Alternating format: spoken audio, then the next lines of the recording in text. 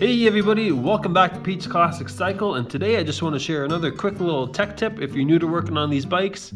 This is something that could save you a lot of aggravation, and what I'm talking about is removing the clutch cable from the actuator arm behind the sprocket cover. As you can see here, here's the drive sprocket.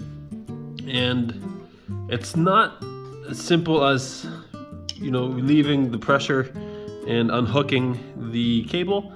As you can see here from this angle, there's a little tab that goes in from the side of this, bracket that folds up and holds the cable in place.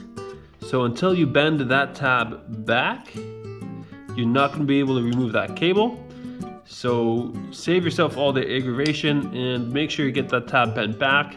Sometimes it's pretty awkward when it's in the bike. I've had to actually remove the sprocket before just to be able to get the proper angle in there.